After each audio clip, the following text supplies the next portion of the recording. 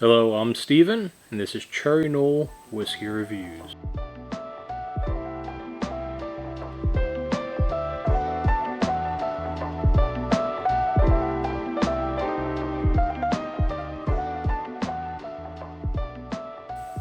Today I'm going to be taking a look at the Jack Daniel's Twice Barreled Heritage Rye.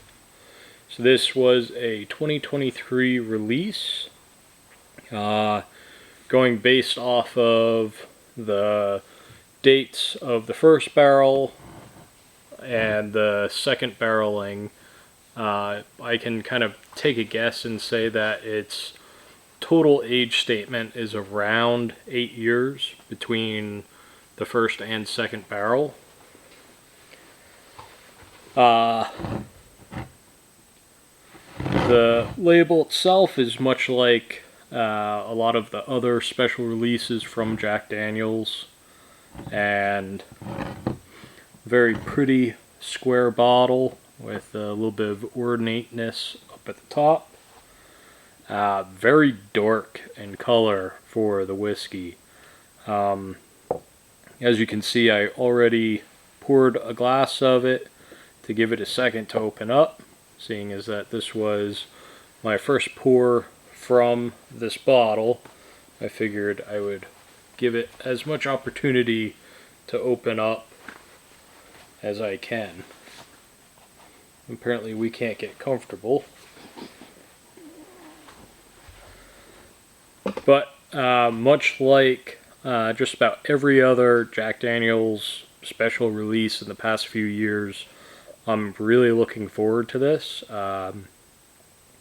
Everything from the 10 and 12 year to the standard heritage rye, and now all of the twice barreled stuff.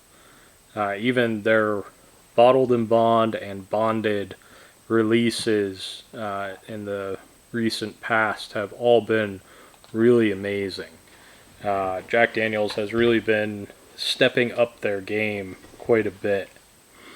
I did hear that the reason they're going with the 700 milliliter bottles for a lot of their more recent releases is because in the past couple of years with COVID and everything else, there's been somewhat of a glass shortage, and trying to produce things for both here in the States along with their stuff that they do in airport duty free and the rest of the world.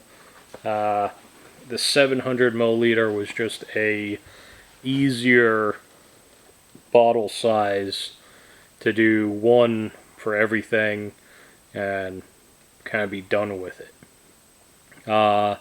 Which is okay. I mean, we're losing 50 milliliters, which, if this is as good as their other releases, I'm sure I'm going to be missing that 50 milliliters. So let's get into it, see what the nose is like.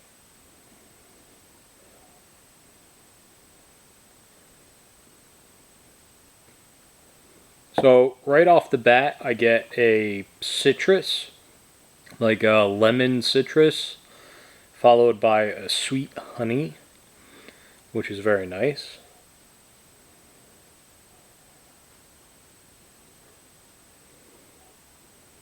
A little bit of dark tea.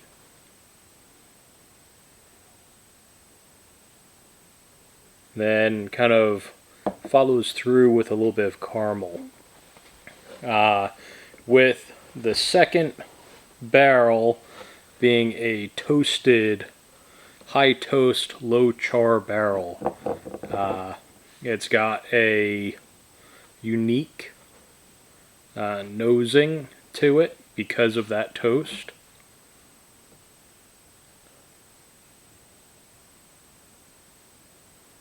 You do get that very, very slight hint of the banana, like the typical, what you would think you would expect from a Jack Daniel's is in there, but it's not super present.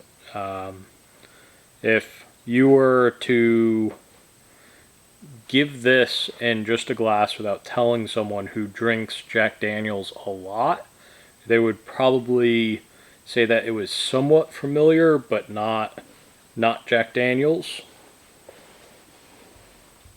Really can't get comfy.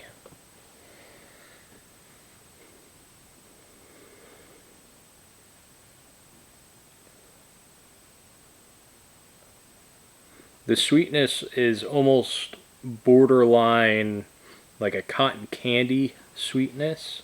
Very, very light and airy, but still a confectionery sweetness.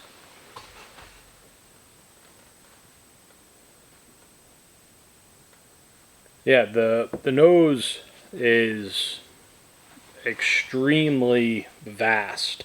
There's a lot more that you could kind of dive into and continue to pick out, but I'm getting a little bit impatient, so I think I'm going to go in for a sip.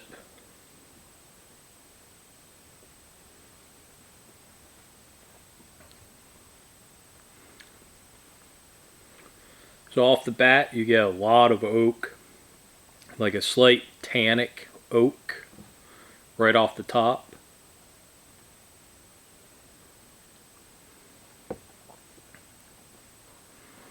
But that goes into a sweet honeyed tea.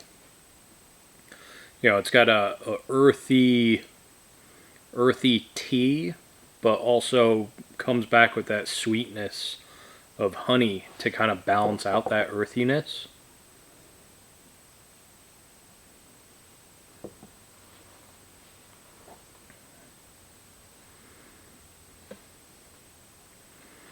And then the sweetness continues into a carameled brown sugar, which then kind of dies out into a citrus lemon flavor.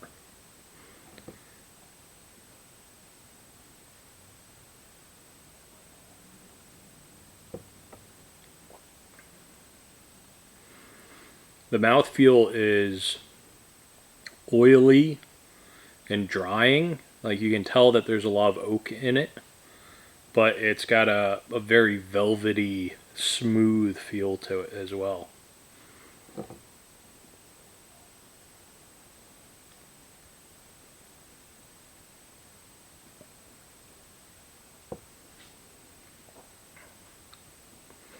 Now, despite me not being a huge proclaimed fan of ryes, it's not, I wouldn't say that's my top rye, but it's probably right there in third place for me. Right now, the Redwood Empire Emerald Giant Cash Strength rye is probably my number one rye. It's got very similar notes to this, where it's like a dark tea with honey and citrus in it.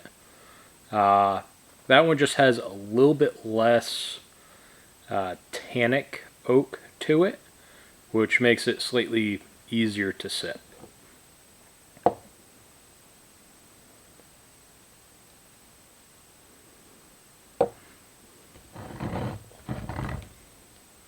But all in all, it's a extremely flavorful glass. It's sitting at 100 proof. It kind of drinks a little bit higher than that.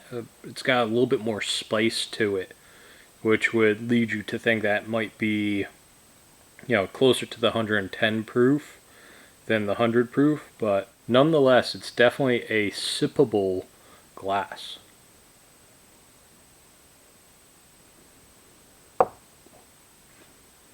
I'm not sure that I would put it in a standard rye flavor profile. The spiciness is a bit lower and the sweetness is a bit higher, which is really nice. It is a 70% rye, 18% corn, and 12% malted barley as far as the mash bill goes. And it's really a balanced rye in that sense. The only thing that is a little bit overwhelming anything else in this glass right now would be the tannic oak, but I think that comes with a toasted barrel. So if you've had a lot of other toasted barrels, that might be a note that you're already familiar with and enjoy. Not sure if with this just being the first glass from the neck pour that I'm getting more of that than I typically would, but it is extremely good, and the more I go back to it, the more I'm liking it.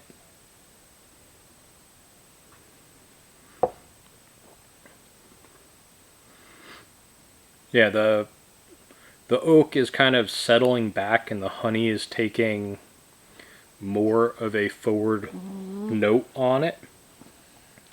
So I think getting further through this bottle, letting it open up a little bit more and allowing some more of those flavors to kind of come out and show themselves a little bit better, is really going to improve this whiskey for me. But with all that being said, thanks for watching. Make sure to like, comment, subscribe. Catch you on the next one.